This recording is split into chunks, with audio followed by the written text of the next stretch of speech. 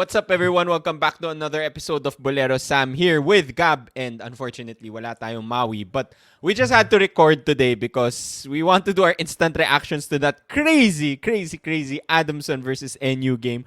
Adamson with winning that game with a Joshua Yerro tip in, and then we're going to talk about that FEU versus Salle game, which was also, Gab, very interesting, diba?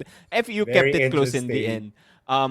But we have to talk about that Adamson versus NU what the game. F just happened? What the F just happened? So we're just coming fresh from that game. Actually, before we started recording, nag-aaway na kami ni Gab about the sequences of that game. Gab, take us through that game. Adamson was up by 6. I think with a minute left. Less than 2 minutes left. Yeah.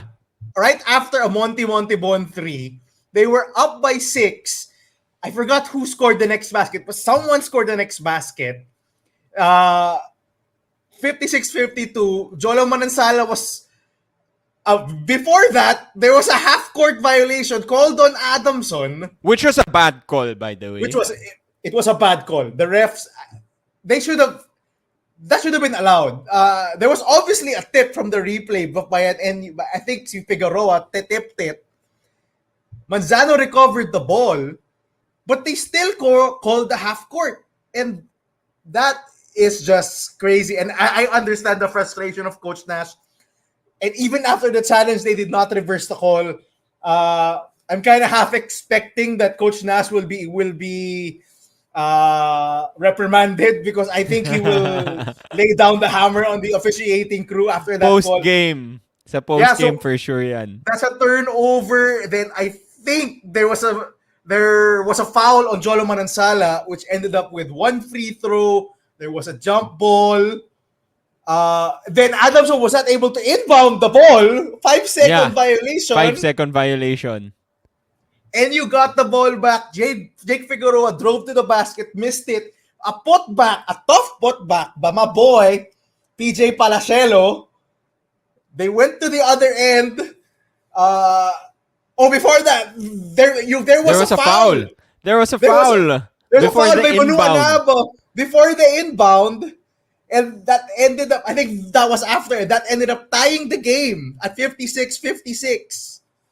And then, grabe, it's such a, nagkagulo-gulo na sa utak ko. And then, Baby Boy Manzano, on the other end, first, they ran a Joshua Yerro post-up, and Joshua Yerro, which was effective against Ateneo, diba? Joshua Yerro was eating up Ateneo in the previous game. So that, if you think about it, that was a good play, Joshua Yerro post-up. But what happened after that?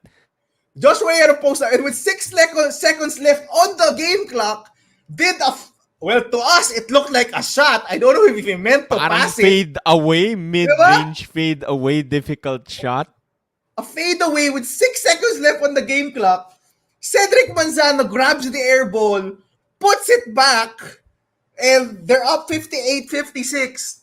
And you call a timeout. They ran a good play for Jolo. Yeah, they ran a good play for Jolo. Jolo attacked left with a soft floater from the middle of the lane. At 58-58 with point, we thought it was overtime. We all thought it was OT. Diba? Pati yung mga announcers sabi, oh, this is the first overtime.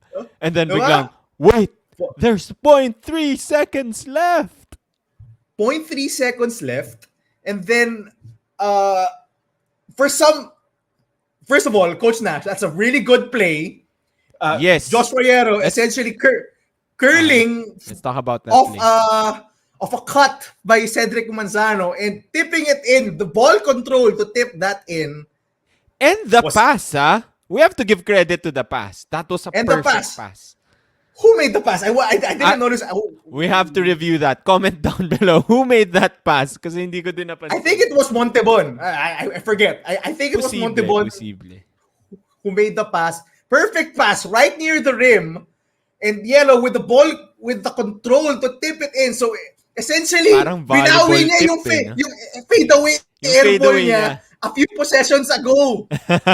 Redeemed himself, Joshua Yerro. I'm sure a lot of Adamson fans were like, why did you shoot 6 seconds left? And now, yes, Joshua Yerro, you saved We us. love you. We love you, Joshua Yerro. But I think... Okay. Let's go to that play. Bakit yung NU hindi nila binantayan yung tip na yun? Kasi parang, di ba Gab, tama ba? That was what I was thinking. May chance pa ba yun matira from the outside? They should have just clogged the lanes, di ba? What do you think? That's what I was thinking. 0.3 seconds left. There's no time for a catch and shoot. The only shot they're gonna get is a tip in. Put your players in the paint. Why wasn't Persano? Why wasn't Persano in the game? He's your tallest guy. Bring out the big boys. Why was Palacelo so far away from the rim? Why were the other guys guarding the 3-point shot? They know they want to tip in. No, I don't think anyone on the NU coaching staff realized that 0.3 seconds they could only have a tip in, and they weren't guarding the ring. If that was me, I would have just put Persano and Palacelo at the rim, like just stand there and just deflect any pass that's gonna go near the rim, and they didn't do it. It was a wide open Joshua Yerro tip in. I say wide open because Patrick Yu decided not to foul. He went like this because he knew if he contested that shot, it was a possibility of a foul. I understand where he was coming from, but the NU coaching staff, oh my God, what were you doing? Coach Jeff, someone had to notice that 0.3 seconds, only a tip in was possible. And the fact that there was no one near the rim, wow, heartbreaker for NU. Anyway, Sam, go ahead. I'm sure you have your reaction. So, grabe, na-high blood ako. Gab, dun sa chat natin, when they were up, Adamson was up by 6 points with less than 2 minutes to go. Sabi ko, wala na, GG na to. Magtutoothbrush na ako. Magre-ready na ako sa podcast natin. I was so shocked with this game. It was very exciting. You took us yung play-by-play in the last 2 minutes. Guys, if hindi nyo to napanood, just watch the last 2 minutes. That was such an interesting last 2 minutes. Don't watch the rest of the game kasi it was kind of bad for NU. They only scored 5 points in the third quarter. We'll talk about that later. But I do think Adamson really deserved this win. Nung umpisa pa lang first quarter, they started out hot, and we've been talking about how Adamson has started very slow in their previous game. So, sabi natin, we were chatting, that's a good sign. That's a good sign. They started out hot. Although they did slow down. NU sort of took over late. I think NU had a 25-point second quarter. So they were in the lead for most of the game until that third quarter, 5-point third quarter by NU. I do feel bad for NU kasi especially for Joloman and Salle kasi he was the hero na eh. Number one, he was the hero na. He cramped up in the third quarter. Exactly. He cramped up and went back and made very big plays and made very crucial free throws in the end. Obviously capping it with that game-tying floater to almost send the game to overtime, but they didn't. So, sayang naman, parang I'm sure he's still in pain. Alam mo naman, pag nagka-cramps ka, like that doesn't go away. Like it will always go back when you play. So, I feel bad. But this is really a huge heartbreaker for NU. They could have used their third heartbreaker this season, Sam. They're third. That's a good point. So, sa akin, when I watch NU, they're good eh. They're well coached. They have good players. They're deep. They're big. They have a star player in Figueroa. They have quality guards. They just can't seem to close out their games. And especially in this play, when it was a tip-in game winner, you know who they could have... pinapamigay na ng Adamson yung game. And pinapamigay na ng Adamson with those silly turnovers. You know who they could have used, Gab? They could have used Omar John. Our boy, Omar John. He was there watching and he couldn't help his team. I'm sure the team would have wanted him to be there. I just feel bad for NU. On the Adamson side, I do wanna point this out na, well, first of all, again, I am a Bolero for ranking Adamson so low. They are now 3-2. They have beaten convincingly some teams that are in the top four, diba? They've beaten UST and Adamson, both in the top four right now. So they've got won against good quality teams. So itong Adamson, siguro I realized na ang dami talagang vets din nitong Adamson na to. And ang dami nilang, they have a They're very deep full of lineup. vets. They're full of They're full of vets. vets and they have a very deep lineup. Like, I noticed, I think si Manzano got into foul trouble here. Alam mo, Gab, in the 3 games that Adamson won, Manzano scored 5 points or less. It was actually the other guys that stepped up and led the team in scoring. Guys like si Montebon in this game, and I think he led the team sa UST game. In other games, it was Franzman and Mantua, etc. Um, it just goes to show yung depth ng Adamson team na to, na other players can step up. It's not a I one-man show, which we expected it to be. Like, I was expecting, okay, Manzano time lang to. Because during the preseason, ganun din, Manzano time. Actually, in the losses that they've had, si Manzano yung leading scorer. Everybody else couldn't score. That's been the story of Adamson so far. So, watching this game, dun ko na realize, damn, this Adamson team is really good. Full of vets and very deep. And well coached. Kudos to Coach Nash for that last second play. It's a good point also, Sam, yung that you made for that set you Cedric Manzano, you scoring less during their wins. It also goes to show you yung volatility of the 3-point shot. Adamson likes to shoot Yes. a lot of threes. When they're cold, Like in Ateneo, they were 0 of 17. like in Ateneo and LaSalle, their 2 losses, they were ice cold. They could not hit anything. And that's, I think, when they start to go to Cedric Manzano.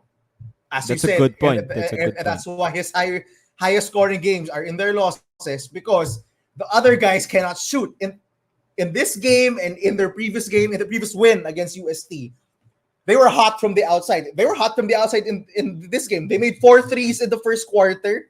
A bit slowed down. Only hit 2 more coming into the fourth.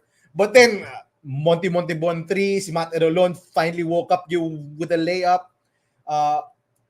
That's how they have to win it. It's when they start hitting their outside shots and when they get contributions from the other guys, then it becomes easier to drive to the basket. It becomes easier to kick out the ball, to run the offense, go to Cedric Manzano in the paint. Yun nga, it's a very good point yung that you pointed that out. I do want to comment on Erolon. There are times I wish he would be more aggressive. Like for the second and third quarter, especially for the second quarter, Adamson kind of became cold. You know, I think they only scored 11 points in the fourth quarter. Tama ba? I think, yeah. Only 11 points in the second quarter, sorry. Second And quarter, I thought second quarter. they could have used some, just someone to take charge of the offense, someone to be aggressive, someone not named like a Joshua Yerro or anyone of that sort. Maybe I really think Matthew Montebon has skills, can run the pick and roll. You can see it during the game. He made a nice pass early in the game out of the pick and roll to OG Ojorike for a dunk. He can get to his shot in the mid range. I do want him to be more aggressive. There are times I think he's just so passive, especially when Montebon is not on the floor. So that's just me. But a good job also to Montebon becoming more aggressive in the second half, especially in the fourth quarter. Essentially becoming the offense for Adamson and extending this lead. They had that 6-point lead because of him. He was aggressively looking for the shot. I think he was awarded the player of the game. Yes. Tama, diba? Yeah, he was awarded the player of the game, and rightfully so. So, yun yung points ko for Adamson. On NU side, they just can't hit threes. I think they were 11% from 3. And that's been the story for most of the season for NU. They just can't hit their outside shot. Hindi mainit si Steve Nash today. Hindi mainit Yung si sa Steve UST, Nash he today. hit like 4 threes or something like 4 that. threes. So yun yung story I think for NU, no. a lot of in fairness to them, they ran through the offense and a lot of their baskets came in the paint. Came in the flow of the offense. PJ yung got a few stabs at it. Kenson Padrones in the first half had a lot of dump passes inside the paint, scored a ton. Scored 10 points, I think, in the 10 first points half. ata, first half, yeah. Yep. Just off passes, off the movement of the offense. So I like how they were running, but they just can't make outside shots. Even Jake Figueroa and this is the most glaring weakness of Jake Figueroa. That's the knock on him. Yeah, he cannot make outside. He's not a shooter at all. Even from the free throw line, from three, I can't recall if he's made a three even for this season. That's how glaring it is, the lack of a shot that he has. But when attacking the basket, you can see he has quality. However, when your only move is to attack the basket, you can see now that teams try to collapse on you when you try to attack the basket. I think he had a ton of tough looks at the basket, could not hit a lot of layups. Again, they shot 28% from the field or 27% yung from the field. So that just goes to show how difficult it was for them to make shots. And I do have to question Coach Jeff Napa's decision to split the point guard minutes essentially between three guards. I don't think any of those three guards are able to get a rhythm talaga when the minute split between the three is happening. Steve Nash was able to find the rhythm in their previous game against UST, but he got a long run. That is almost not true in most games for Humamoy Garcia or Steve Nash. They just get short runs at it, and then they get pulled. Another one gets put in. I do think they have to. Coach Jeff has to either play the two of his small guards together, or just, I'm sorry to say it, but he has to cut the minutes of one of them. Just put more playing time into two of your point guards. I do think that's part of the difficulty the guards are having with establishing a rhythm during the game. Otherwise, I thought this game was pretty tough to watch. Daming turnovers, missed shots. If it wasn't for the end game, actually... Watch the last 2 minutes, guys. Watch the last 2 minutes talaga are must watch. Actually, hindi nga kasi ang daming turnovers. Ang daming turnovers.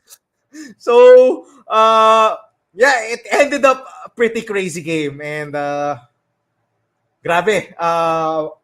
The UAAP keeps on giving, Sammy Santos. The UAAP keeps on giving. After that thriller of a game, UE versus LaSalle, we now have this Adamson versus NU, another contender for Game of the Year. Wow. Grabe. What a treat. I just wanna add, no? When we were, I think nung mga last 2 minutes when we thought na Adamson would win the game already, akala ko babatiin ko na yung UAAP eh. Kasi mukhang matatapos na yung game by 9 o'clock. Tapos biglang nag-last 2 minutes, ang daming turnovers, ang daming reviews. They started on time today. Medyo. 4:30. They started on the dot. 4:30. 4:30. They started at 6:30 or 6:40, mga ganun. Yeah. Mas maaga. Medyo past 6:30 na. So, shout out to the UAAP improving on the scheduling. Siguro nanonood silang Boleros, no? So yun. So, akala ko lang we would end early today. Second, you mentioned Joshua Yerro. Gab, put some respect to Joshua Yerro's name. He won the game today. Come on, man. I mean, we've been so hard on him the past few games, but to be fair to him, even in the Ateneo game, he was one of the lone bright spots. He hit almost, if not all, his free throws sa Ateneo. Posted up a lot of guys, ate them up. And then, obviously, here, he had 11 points. Hindi ko nga napansin yung 11 points na yun. But obviously, he hit the most important shot, the game winner. So, shout out to Joshua Yerro. I know we don't always... sasalubungin siya sa school tomorrow, I'm sure. Hero yan. Hero yan. You talk about free throws.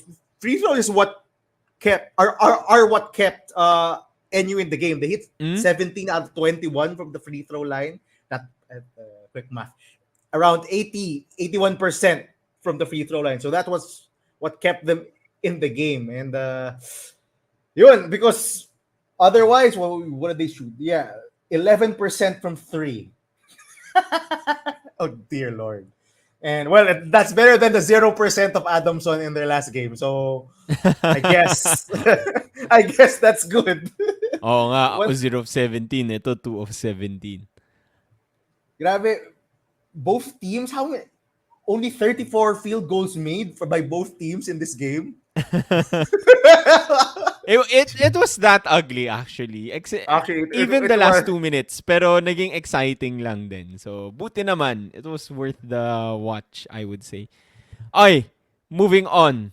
Let's move on to the next game. This one was surprisingly close. FEU versus LaSalle. LaSalle coming off the loss to UE. We expected to LaSalle to come out hot here because of that loss, but I think actually they did.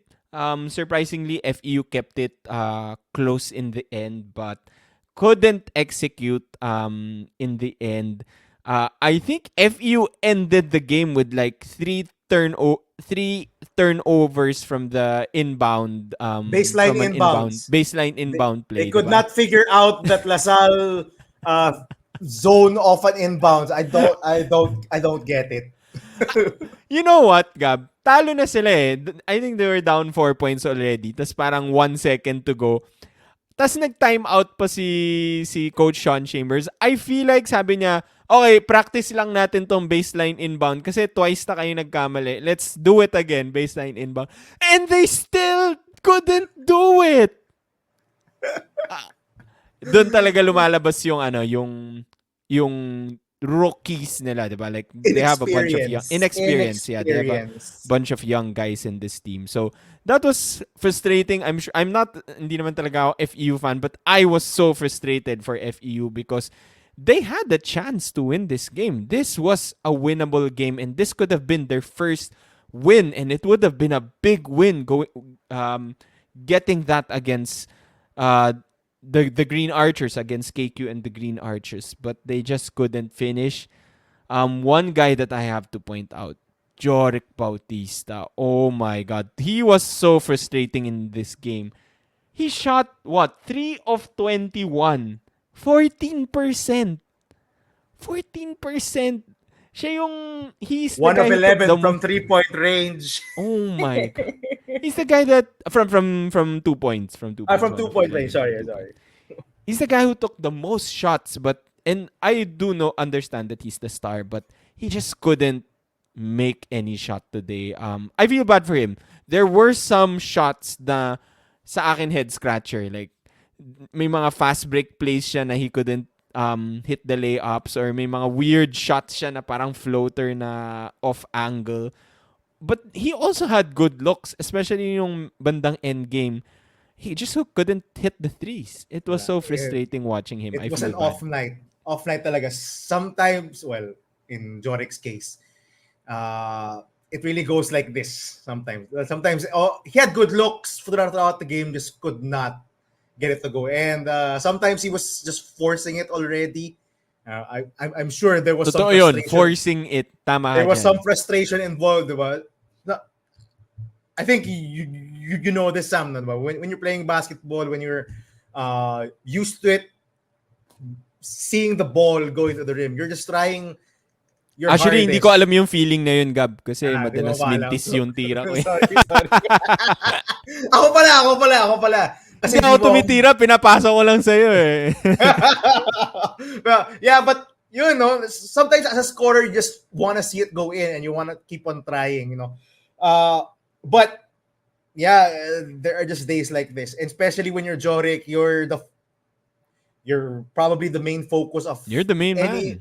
Yeah. You're the main man. You're the main focus of the opposing defense, and just goes like that sometimes. And alam mo, I think yung para sa FEU, they can't get all 3 or 4 guys to have good games at the same time.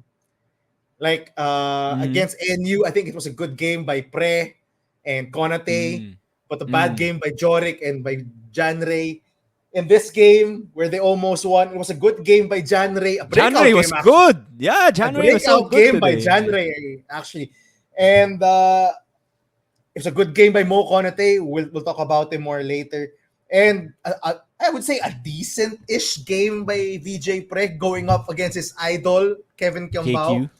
But when the fourth guy is shooting 3 out of 21 from the field, And he takes the most shots. and he takes the most shots, that spells disaster. I think for FEU to win, you have to get good performances out of those 4 guys. Si Konate, si Pre, si Pasaol, and si Joric. Because if one of them does not perform, who else are you relying upon? Really? Adam Nakay, Jedrick Daa, Royce Alforque. Royce! Although Miguel he had Ona! Miguel Advork Ona. and Ona had crucial plays earlier. Oh, Alforque with an incredible spin move, full speed on Mike Phillips on a fast break. Probably the highlight of his season.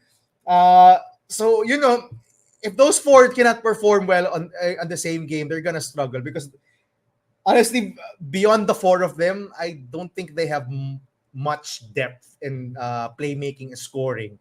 No, so they have to rely on those 4. Kailangan magsabay yung 4 na who play well together. So, and I do want to shout out si Mo Konate. I did say at the start of the season, Sam, watch out for Mo Konate. He's gonna rack up double-doubles. You might see him at the top of the MVP standings just because of the amount of stats he's gonna accumulate. He had 12 points and 25 rebounds with 4 blocks. Yeah, 4 blocks. Yun yung sasabihin ko. Oh, He was good on both ends. Battled with the LaSalle big men to no end.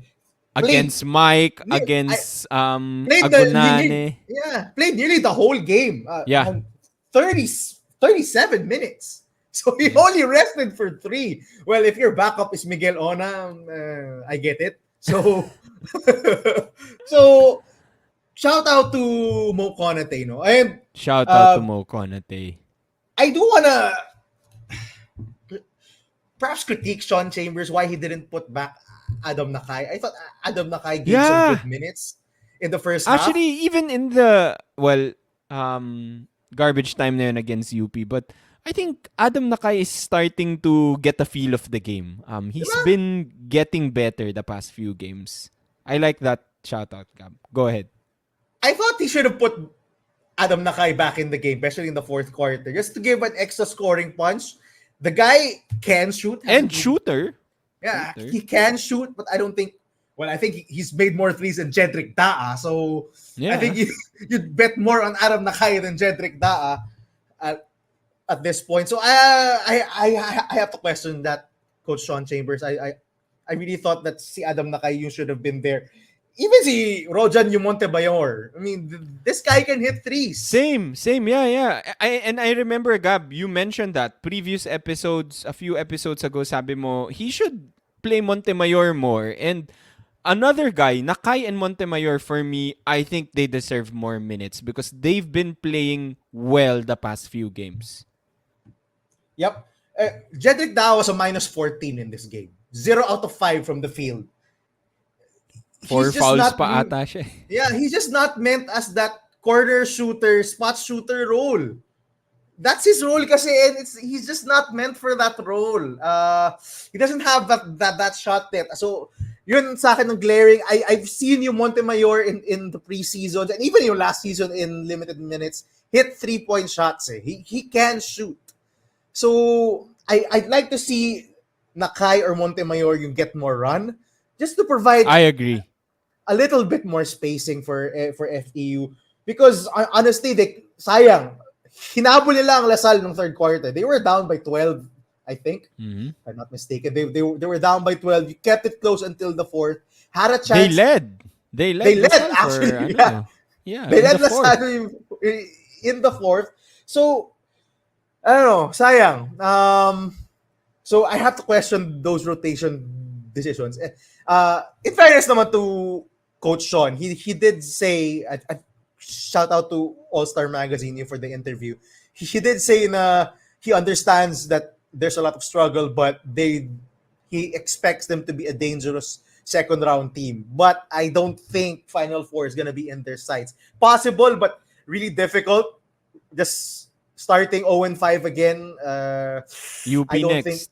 UP yung previous Ay, game. UP tapos na pala. Ateneo next on Sunday. Ateneo next. Now they have a chance. Now they have a chance against our alma mater. So,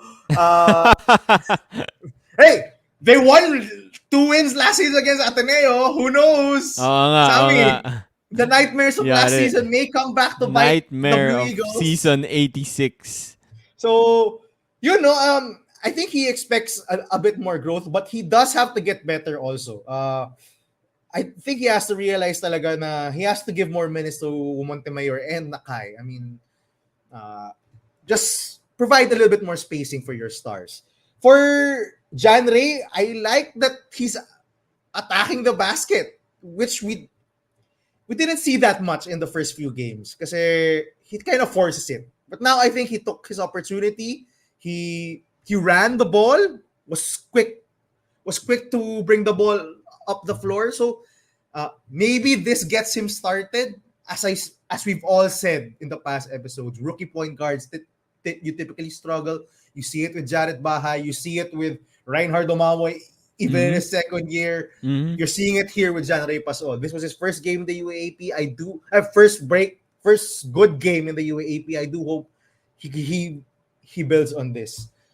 On LaSalle side, I'm still frustrated we're seeing the two bigs line up from LaSalle. The Henry Agonane, Mike Phillips. And Agonane, yeah. Or the Mike Phillips, Raven Cortez. I don't think it just doesn't work for me. I don't get why they're playing two bigs at the same time.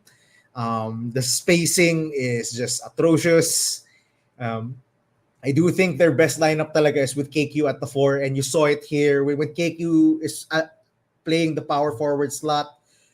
The offense flows. He's able to locate a ton of shooters. He had a ton of good passes in the game. So shout out to KQ for another MVP-like line with 12 points and 11 rebounds, 8 assists, 4 steals, and 3 blocks. Damn. Fantasy gold mine. Damn. By Kevin Kiambao. Diba? So, and I think all of Raven Gonzalez's 8 points came from KQ. He located Raven over and over. In the first half, I counted he located him 3 times, so that's 6 points already. I'm not sure where his 8 point, but I think it was from a Kevin Kiambao pass also. We saw this from last season also, that Raven Gonzalez has the best touch among all of the LaSalle bigs at the rim. He likes to shoot his floaters, those shorts. Yeah, yung ganun. Oh, yung mga dinker and dumpers na despite him being slower than Mike or Henry, or not the same athletic ability as Mike or Henry. I said this in one of the comments in her past video. He is their best offensive center. Yep. By far. Yep. By far, he is their best offensive center. So I don't know who's gonna back up KQ at power forward if what I'm saying is correct. Na they just can't run with the two bigs for long stretches. We haven't seen much of Alex Konov. Maybe he's a candidate for Bolero of the season. So for our Bolero of the first round so far, because wow, he's really not playing. Aside from that, Mike Phillips, I thought, had good moments in this game. Basically, just kept them in this game, gave them the lead. What is this? 13 points and 14 rebounds, climbing up the MVP rankings just casually. So I think he's number 3. So before this game, he was number 3 before this game behind KQ and JD. So expect him to be in the running. He's having a pretty good season. We saw the comeback of CJ Austria. We had news that he would be back in the second round, but he's here now. I'm just sad that he cut into the minutes of Doy Dungo, who only played around 5 minutes in this game. I do like Dungo more than Austria, but we'll see how upside pick. Yep. We'll see how Coach Topex balances that, no? But LaSalle, man, the turnovers are really killing them. That's their main Achilles heel right now. They're the number one turnover. It killed them in the UE game. They're the number one turnover team. They had 18 again in this game. They just can't afford to be sloppy like this. Especially when they face UP, they can't afford to turn the ball over this much. UP lives on turnovers. They love to run the fast break. They love to give it to Francis on the break. They love to force turnovers so that they can run. LaSalle cannot play like this. They cannot be sloppy like this. There are times I think like I I feel like they rush their offense sometimes. Like they don't want to slow it down. They just want to get to their spots immediately. Just run a play, get the ball moving. Take some tips from NU. NU in the late in the first quarter, in the second quarter, ran beautiful plays to get paint points. I think LaSalle has to take some cues from the other teams. Just run through the offense a little bit more. Don't just get the first option and then try to rush a shot. They do that sometimes. KQ tries to make Jokic-like passes, which leads to turnovers, which is nothing new for KQ. He's done this before since he entered the UAAP, but it's killing them. It's killing them. It's why this game was actually close. It's why they lost to UE. Diba? So they have to solve that. They have to have more composure when running the offense. Do you think it's a point guard problem also because wala silang floor general this season? Partly, yeah, I do think so. That's a factor. Evanele does like to slow it down. Can slow it down. Knows how to run a play. When nothing's going for them, he will basically run an isolation for himself or a pick and roll or direct KQ yung where to go. Right.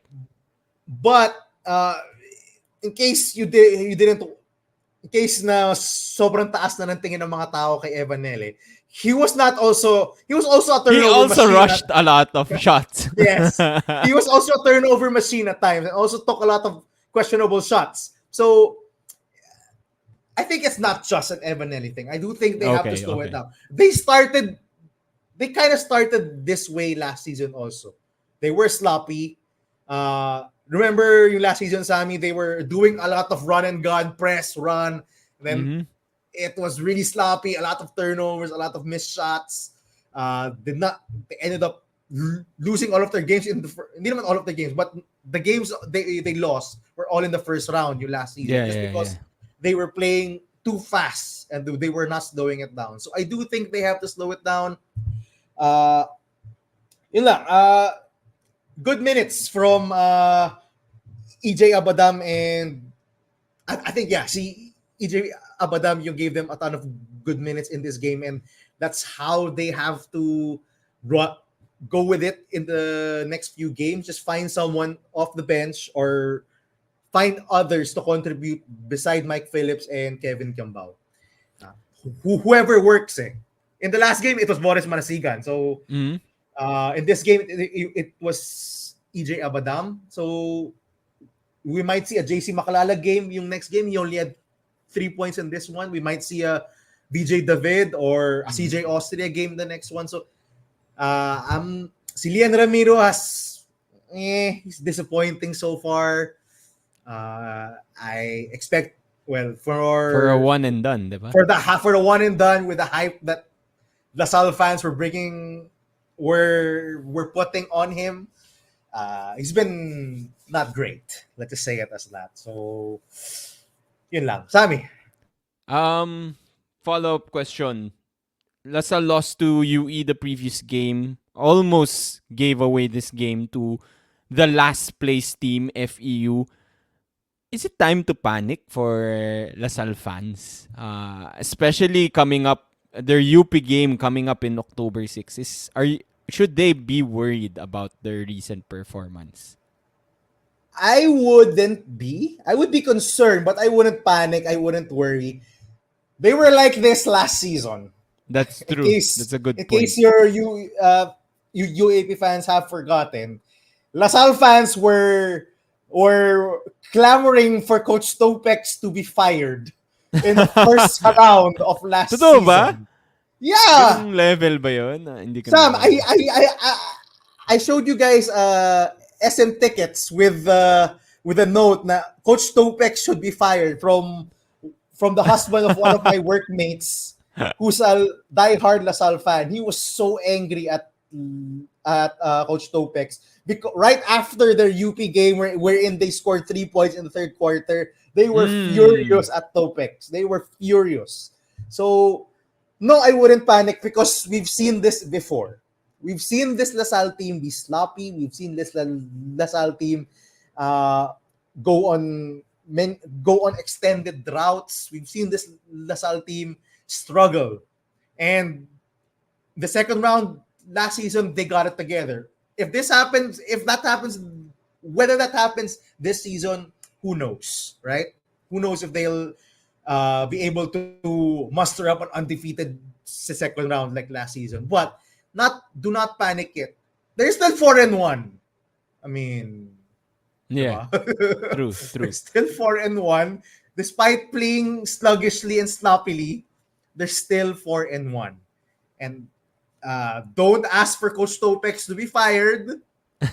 Saying that to LaSalle fans out there, do not ask him to be fired because have patience. I know it doesn't look good right now for LaSalle fans, especially with the past 2 games. Sammy. Yeah, so that was my question, and I think you mentioned like the other guys. I guess for me, like I'm also curious. Last season, if you look at what happened to LaSalle, tama ka no? In the second round, they picked it up. They picked up the pace. They started winning. Yun yung they got really hot and never lost. They didn't lose in the second round, if I remember correctly. And that's when the other guys started to step up. That's when we saw Raven Gonzalez step up and get hot for a few games. That's when we saw Jonel Policarpio figuring out or carving out his role in the team. So that's my question for this LaSalle team. Right now, it doesn't look so good, and one of the problems is we're not getting consistent performances from the other guys other than obviously KQ and Mike Phillips. The question is like sino kaya yung magsi-step up na player na yun in the second round. Maybe it's Alex Konov, tinatago lang ni Coach Topex Robinson for the second round. Maybe I it's don't think so. Ramiro. Yeah. Yeah. I mean, the second round Labas mo na si ilalaro. Matthew Rubico. Labas mo na si He Rubico. played in this game. He played. Yeah, I think, actually, he for played 3 3 minutes. minutes. Yeah. Anyway, yun. Going back to FEU, and I think one of the reasons then why Coach Sean Chambers ended up not playing like si Nakai or Montemoyer. I guess may pressure din. May pressure din na okay, we need to get our first win. It's a close game. I have to play my vets. I have to trust Joric Bautista, Alforque, and the other guys. I think there is pressure for them to win their first game. But I do agree with you. Like, especially those 2 guys, Nakai and Montemayor, I do want to see more of them. And we all expect, I mean, initially we all said na this team is going to be a very young team. This is going to be a learning season. Parang Ateneo. Siguro nabudol lang tayo nung performance nila in the tail end of the preseason when they were winning games. But actually, at the start of the season, we are seeing games like this where Joric Bautista was the main playmaker, ball handler, forcing shots, and it didn't look good. And yun yung naalala ko yung early season na parang they were trying to make Joric the main star, the main offense, and it didn't look good. I feel like he just needs to relax and let the game find him. Let the game slow down. Play off of pre and pasaol. Yes, That's what worked exactly. in the latter part of the preseason eh. Diba? And it's good na Pasol is figuring things out. Although chill lang muna sila kasi Ateneo yung sunod nilang kalaban. Congrats to KQ, by the way. Ay, congrats. Oo nga pala. It's now a new dad. Daddy KQ. Shout out to KQ, man. Like, he had a baby. So, apparently, kaya din siya hindi nag-start nung game against UE was because his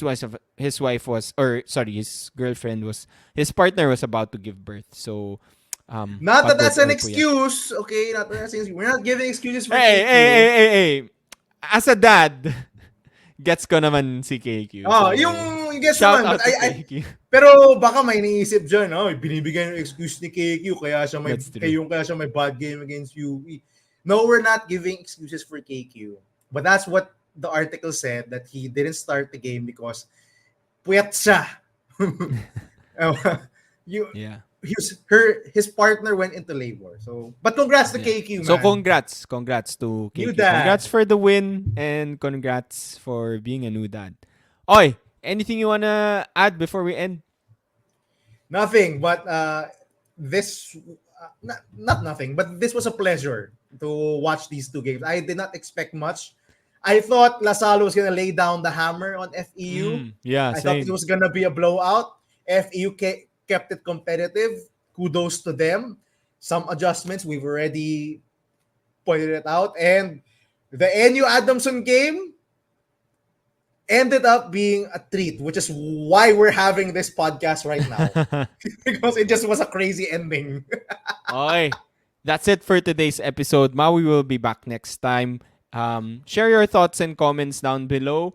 Like this video. We would really appreciate it. Subscribe. Please subscribe and share with your friends. We'll see you again next time. Bye-bye.